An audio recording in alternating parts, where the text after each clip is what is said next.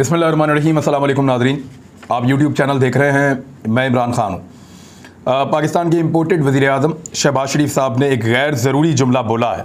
पहले वो जुमला मैं आपको बता देता हूँ, फिर इसके ऊपर हम आगे बढ़ेंगे। बड़ी ऑकवर्ड सिचुएशन में उन्होंने पाकिस्तान की फ़ौज को एक मरतबा फिर डाल दिया है। थोड़े दिन पहले जिस तरह वो वज़ीर-ए-आज़म बने, जैसे इमरान खान साहब की हुकूमत को गिराया गया, जिस तरीके से आधी रात को अदालतें खुली, ये आते आते पाकिस्तान के सारे इदारों को बदनाम कर चुके थे।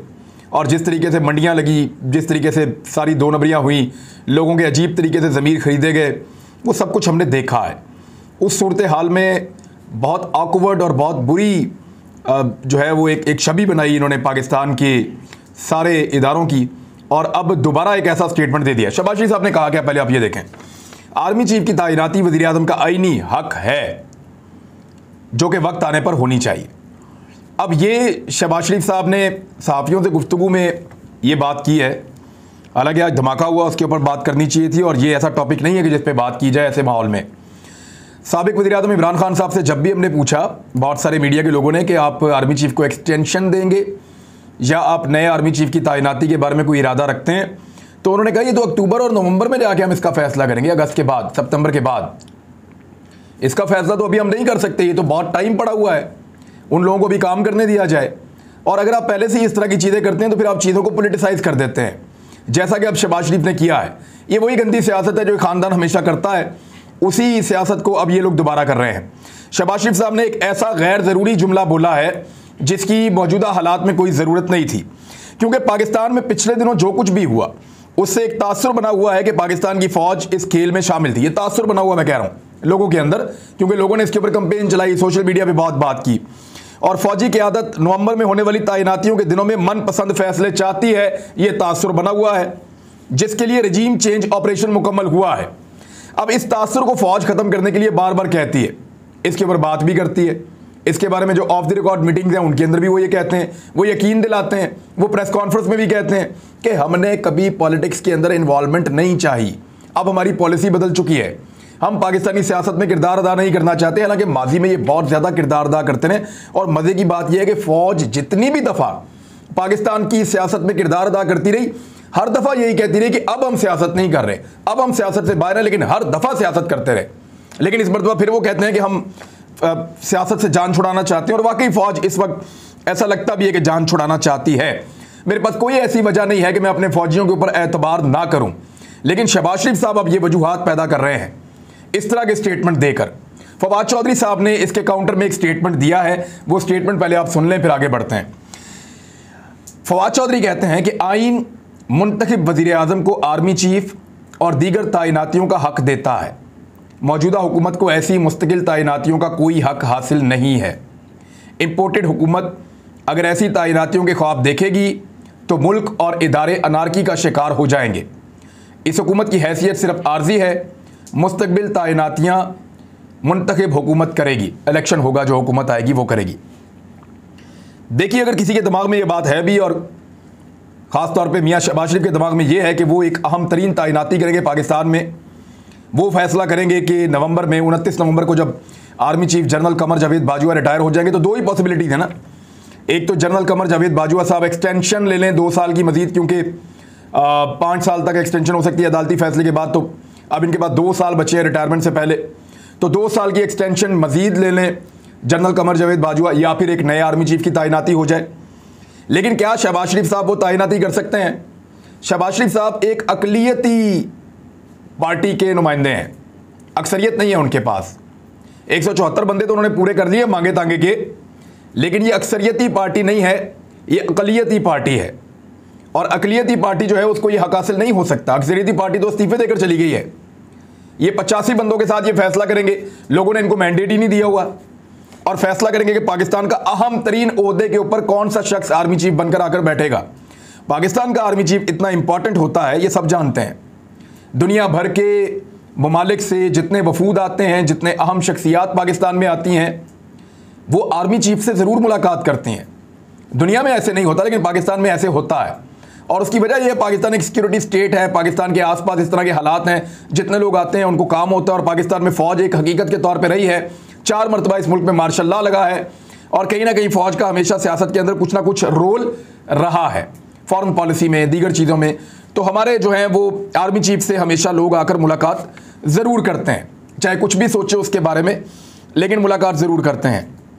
अब एक ऐसी फ़ौज के सरबराह को चुनेंगे, एक ऐसी शख्सियत यानी शहबाज शरीफ साहब, और वो उसके लिए इशारे दे रहे हैं अपने बयानात में। इशारा तो यही है ना कि वज़ीर आज़म कौन है, वो खुद हैं, और वक्त आने पे फैसला करेंगे। यानी इन्होंने तो फैसला किया हुआ कि 1.5 साल अभी इन्होंने पाकिस्तान में हुकूमत चलानी है, लेकिन फैसला तो जब वक्त आएगा तो पता चलेगा कि बजट के बाद पाकिस्तान में क्या बनेगा, या जब इमरान खान साहब लॉन्ग मार्च लेकर इस्लामाबाद पहुंचेंगे तब क्या बनेगा। अब जिस तरह शहबाज शरीफ साहब का ये स्टेटमेंट गैर ज़रूरी है, फवाद चौधरी साहब का जो जवाब आया, इससे अब एक नई बहस शुरू हो गई है। और अब आप सोशल मीडिया के ऊपर, ट्विटर की स्पेसेस के ऊपर, फेसबुक, यूट्यूब, हर तरफ इन चीज़ों को सुनेंगे। अगर ये फैसला शहबाज शरीफ ने करना है तो फिर याद रखिएगा, पाकिस्तान का अल्लाह ही हाफिज है।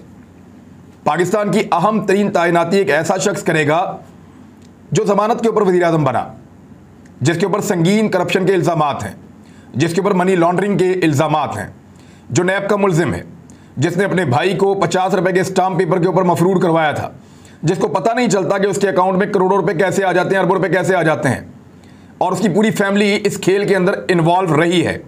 मकसूद चपड़ासी वाला भी उसका हिस्सा है, उसका नाम ECL में था, लेकिन अब उसको रातों रात वज़ीर आज़म पाकिस्तान तो बना दिया गया है। तो क्या ये शख्स एक आर्मी चीफ को तैनात करेगा?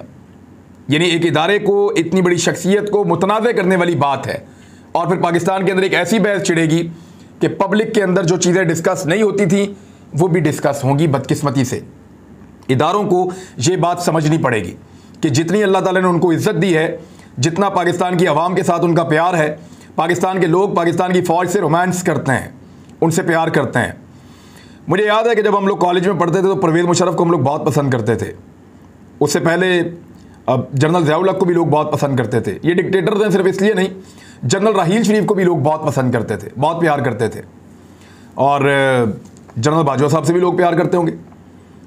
पाकिस्तान की फ़ौज से, फ़ौज के सिपह सालारों से, जनरल फैज़ हमीद से लोग बहुत प्यार करते थे। पिछले दिनों आपने देखा उन्होंने कितना काम किया। जनरल आसिफ गफूर से लोग बहुत प्यार करते हैं। तो इस तरह एक फ़ौज का और पब्लिक का, जितने पाकिस्तान के निशाने हैदर हैं उन पे लोग जान छिड़कते हैं। ये दो लड़कों ने, नुमान ने और हसन ने, जो इंडिया के जहाज़ गिराए, उनसे लोग कितना प्यार करते हैं। जिन्होंने अभिनंदन का जहाज़ गिराया, बहुत प्यार करते हैं। तो पाकिस्तानी तो जान छिड़कते हैं अपने फ़ौजियों के ऊपर, और उनसे उनका एक रोमांस है। तो इसका, इस तरह की मुतनाज़ शख्सियत से आप तैनातियाँ करवा के अब उस रोमांस को ख़त्म नहीं कर सकते। आप लोगों के दिलों में चुभन पैदा नहीं कर सकते, खलिश पैदा नहीं कर सकते। लोग आपसे प्यार करना चाहते हैं और करते हैं।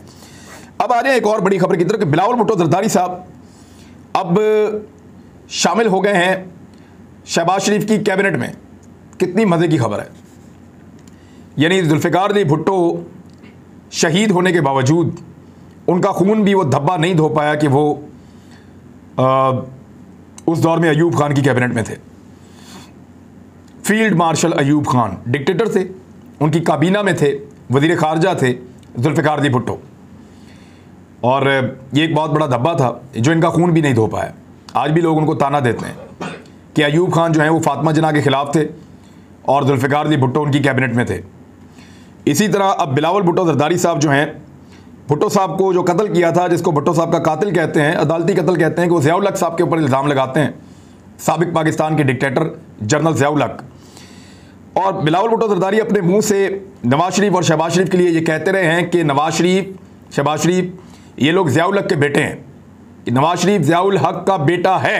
सुन लें ज़रा, फिर मैं बताता हूँ। मियां मोहम्मद नवाज शरीफ ज़िया उल हक का बेटा है। ये सुन लिया जी आपने। अब बिलावल भुट्टो जरदारी जो है वो ज़िया उल हक के बेटे की काबीना में शामिल हो गया है। ज़िया उल हक के बेटे की काबीना में शामिल हो गया है। तो अब उनको मेरे ख्याल में जिंदा है, भुट्टो जिंदा है कहने की कोई ज़रूरत नहीं है। जीवे भुट्टो कहना बंद कर दें। फिर वो इसलिए बंद कर दें क्योंकि आज भुट्टो के कातिल के बेटों की काबीना का हिस्सा बिलावल भुट्टो जरदारी खुद बन गए हैं। और मामला जो है वो कोई इजाज़त का नहीं था। एक्चुअली सीट एडजस्टमेंट के लिए उन्होंने ये वजारत कबूल की है। सीट एडजस्टमेंट यहाँ मांगी है पंजाब में इन्होंने, कुछ 20 सीटें MNAs की और 40 सीटें MPs की। इतनी तो नहीं मिल रही, लेकिन PMLN ने कुछ भीख दी है पाकिस्तान पीपल्स पार्टी को, क्योंकि पीपल्स पार्टी को अपनी औकात पता चल गई है कि पंजाब में उनको अब कुछ नहीं मिलने वाला। चंद जगहों पे थोड़े बहुत वोट हैं उनके, उसके अलावा पंजाब उनके हाथ से निकल चुका है। पाकिस्तान पीपल्स पार्टी ने जिस तरह रूल किया 2008 से 2012 तक और 2013 तक, और फिर उसके बाद जिस तरह उन्होंने सिंध के हालात किए बिलावल ने और आसिफ अली जरदारी ने मुराद अली शाह के दौर में या कायम अली शाह के दौर में, तो उससे पंजाब के लोग डर गए हैं और पीपल्स पार्टी यहाँ से वॉश आउट हो गई। फिर पीटीआई एक रिएक्टिव पार्टी बनी, लोग जो है वो पीपल्स पार्टी को छोड़ के पीटीआई में आ गए। ये सारे पीपल्स पार्टी के पुराने वर्कर हैं जो इस वक्त पीटीआई के साथ खड़े हैं, वो पीएमएलएन की मुखालफत में वहाँ गए हैं। तो इनको ये समझ नहीं आ रही कि ये तो जिद है दोनों पार्टियां एक दूसरे की, नून लीग और पीपल्स पार्टी, लेकिन अब वो इनको इकट्ठा करके सीट एडजस्टमेंट करना चाहते हैं। लोगों का गुस्सा पता किस लेवल का है? पाकिस्तान तहरीक इंसाफ का एक एमपीए गालिबन कहूटा के इलाके का है, वो वापस अपने इलाके में गया, उसको फेंटी लगाई लोगों ने। ये वो है जिसने एक होटल के अंदर क़याम किया और हमजा शहबाज को वोट दिया था। मुनरिफ एमपीएस के अंदर से एक एमपीए, उसको फेंटी लग गई बेचारे को। उन्होंने पकड़ के फेंटी लगा दी कि यार तुमने क्यों हमारा वोट बेचा, या तुमने क्यों जाके, हमने वोट तुम्हें दिया था इमरान खान के लिए, तुमने जाके वहाँ पे दे दिया। मेरे ख्याल में मैं इसकी मजम्मत करूँगा इसलिए कि अपना गुस्सा बैलेट बॉक्स के अंदर निकालें, सुबह उठें, जाकर वोट डालें, अपने वोट की रखवाली करें और रिजल्ट लेकर घर जाएं, बजाय इसके कि आप लोग लोगों के ऊपर तशद्दुद करें और कानून अपने हाथ में लें। ऐसा बिल्कुल ना करें। मैं सलीम साफ़ी वाला मशवरा आपको नहीं दूंगा जो उन्होंने हाल ही में दिया है तहरीक लब्बैक को और फजल रहमान की पार्टी को, कि रमज़ान के बाद उनके कारकुन फारिग हो जाएंगे और वो निकल आएंगे सड़कों पे और पाकिस्तान तहरीक इंसाफ के कारकुनों के साथ लड़ेंगे और सड़कों के ऊपर जंग लगेगी। पता नहीं ये आदमी क्या चाहता है, समझ नहीं आती मुझे। मैं ऐसा कोई मशवरा नहीं दूंगा। मेरा ये कहना है कि किसी को हाथ भी ना लगाएं, जाएं और जाके बैलेट बॉक्स के अंदर अपना फैसला करें, पुरअमन एहतजाज करें, आवाज़ उठाएं, धरना दें, जुलूस निकालें, जलसा करें और अपने वोट का हक इस्तेमाल करें जो आपको आपके आइन ने, आपके कानून ने आपको हक दिया है। एक बड़ी मुसीबत पैदा हो गई है शहबाज शरीफ साहब के लिए, और ये बड़ी मुसीबत हुकूमत के लिए बन गई है और गालिबन सऊदी अरब से भी इसके बारे में अब बात की जा रही है। मुसीबत ये है कि शहबाज शरीफ साहब ने अपने सऊदी अरब के विज़िट में उम्रे की अदायगी भी करनी है, और उम्रे की अदायगी के लिए जिस वक्त वो जा रहे हैं, इस वक्त सऊदी अरब के दोनों हरमैन में, यानी वहाँ पे मक्का मुकरमा में और मस्जिद नबवी में, मदीना मुनव्वरा में, दोनों तरफ बहुत बड़ी तादाद में मुसलमान मौजूद हैं और रश बहुत ज़्यादा होता है इन दिनों में। इन दिनों में बहुत मुश्किल होता है जगह मुहैया करना, आम लोगों को बहुत मुश्किल होता है कि उनके लिए जगह मुहैया की जा सके। आम लोग क्योंकि जगह ही नहीं छोड़ते और ख़ास लोगों के लिए बहुत मुश्किल हो जाता है। तो शहबाज शरीफ साहब उम्रे की अदायगी के लिए जा रहे हैं, उनको पाकिस्तानी जो वहाँ पे उम्रा ज़ायरीन हैं उनसे कैसे बचाना है, ये है सबसे बड़ा चैलेंज। वजह यह है कि वहाँ पे बहुत सारे पाकिस्तानी भी इस वक्त उम्रा की अदायगी के लिए मौजूद हैं। रोज़ाना वहाँ से दुआओं वाले मैसेजेस आ रहे हैं, दुआओं वाली वीडियोज़ आ रही हैं, लोग इमरान खान के हक़ में दुआ कर रहे हैं और लोग ये कह रहे हैं कि पाकिस्तान में जो रिजीम चेंज का ऑपरेशन हुआ है, अल्लाह ताला उनको तबाह कर दे, बर्बाद कर दे। इस किस्म की दुआएं लोग वहाँ पे मांग रहे हैं और रोज़ाना सोशल मीडिया पे उसकी वीडियोस आती हैं। अब इसको देखते हुए ये फ़ैसला किया है मौजूदा इम्पोर्टेड हुकूमत ने कि शहबाज शरीफ को बचाने की हर मुमकिन कोशिश की जाएगी, इनको हुजूम से दूर रखा जाएगा, लोगों को इनके करीब नहीं आने दिया जाएगा, सिक्योरिटी का एक बहुत बड़ा हिसार बनाया जाएगा। सऊदी अरब से भी इस बारे में दरख्वास्त की जाएगी और अपनी सिक्योरिटी को भी मैक्सिमम बढ़ाया जाएगा ताकि दूर से किसी की आवाज़ भी ना पहुँचे।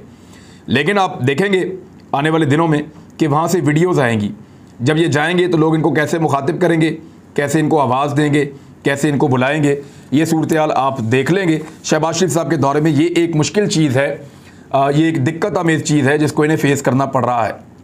दूसरी जानिब ये जो कह रहे थे कि सरकारी उम्रा कोई नहीं है, हम खर्चे कर रहे हैं, ये सारी इस तरह की बातें करते थे, वो सारे झूठ अब पकड़े गए हैं। कैसे पकड़े गए हैं ये ज़रा अमीर हैदर होती साहब को आप सुन लें। ANP के MNA हैं और वाहिद MNA उनके, इनको भी साथ लेकर जाना चाहते शहबाज शरीफ साहब। वजह यह है कि रात को सोते हैं तो 174 गिन के सोते हैं, सुबह उठते हैं तो सबसे पहले अपने 174 जो हैं वो पूरे करते हैं। 2-3 बंदे भी निकल गए तो हुकूमत गिर जाएगी शहबाज शरीफ की।